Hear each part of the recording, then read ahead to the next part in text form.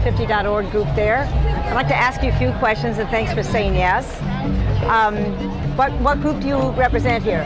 I'm with the Women's Earth and Climate Action Network, and we work with women nationally and internationally on climate issues. What got you involved with that group?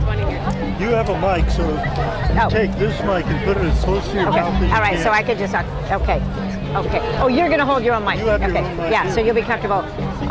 What got your group involved in this issue? Well, about 5 years ago, I got very interested around how serious the climate crisis really is, and I was looking for a way, an entry point that would really be a strong leverage point. And I did a lot of studies, and I found that women are the most negatively impacted by climate change and environmental degradation worldwide, and yet at the same time, they're key to solutions. And so that's when I started WeCan, Women's Earth and Climate Action Network, to really bring women around the world together on this issue. And it's really quite phenomenal because between 60 and 80% of all household food production in developing countries is done by women. Yep. So when we're talking about food security, food sovereignty, we're talking about women.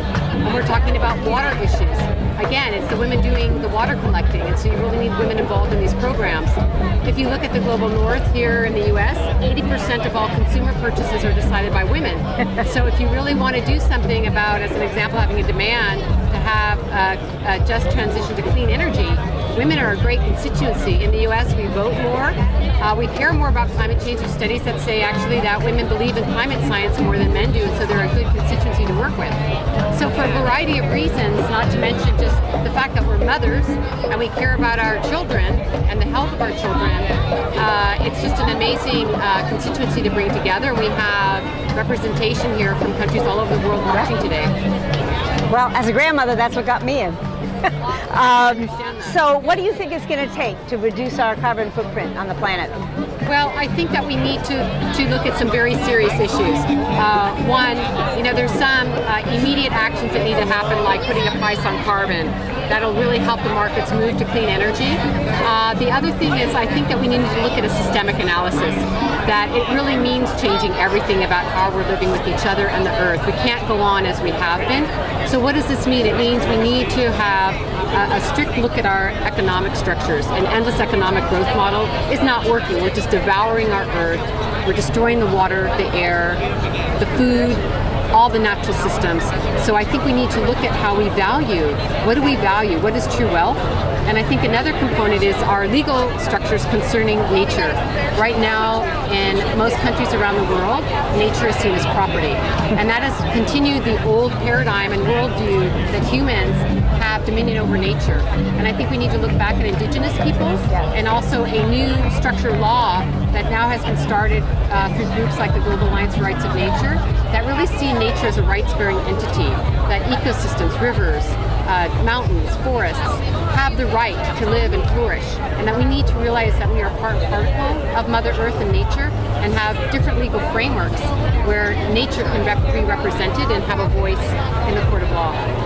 Wonderful. In your community, if 350.org started calling for people to volunteer for civil disobedience actions to non-cooperate with the oil companies, would that be something that you feel folks would be receptive to? For doing nonviolent civil disobedience?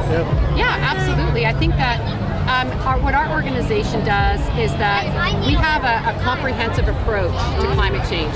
And what we look at is 4 components. One is we think there needs to be education. And right now we do programs on climate education in different regions. As an example, we've just done trainings in the DR Congo, and we've done trainings in the Middle East, North Africa region. You have? We're starting them also in Latin America from our perspective of how we're viewing a holistic approach to climate change solutions. So we do education. We think there's still huge amounts of education that are needed. The second component is that we think we need to really do a lot of advocacy and policy work. We do advocacy at the UN. We also do local advocacy and also national advocacy on climate issues. Thirdly, we think you need to actually get on the ground and do hands-on trainings. What is the transition? What is the world we want to look at? And that's community gardens. Those are programs in other countries around having clean cook stoves, reforestation, hands-on, what can we do? And then lastly, which goes to your question, we think that we need to have nonviolent civil disobedience, direct action is a part of it, to move government. So we weave all those four components together in our work. Now this isn't on my script, but what did you do before you did this as your major work? Oh, okay. Well, I want to hear this. I mean, I've always, loved nature. I grew up in a rural area, and I was very affected when, in my region, which is in the Mendocino County area, I started seeing the destruction of the redwood forest. Yeah. And that was very, very upsetting to me. That's when I kind of sunk my teeth into these issues. But I did art for many years, bronze sculpture, telling stories about nature. And then I wrote a book called Uprisings for the Earth, Reconnecting Culture with Nature, and really bringing our attention to the fact that behind this really dysfunctional and dangerous economy and legal framework around nature is our disconnect from nature itself. Yeah. Our need to really come back into balance with our living earth. And I think once we do that, we will care for nature. But until we're in this old paradigm of a kind of mechanistic view of nature, we're really not going to get at the root causes, and we need to get to the root causes for systemic change. All right. Great. So I think you answered the last one, but I'm just very impressed. Thank you so much. Absolutely. I want to say one last thing that I want on there, sorry, if you don't mind. No, do which it.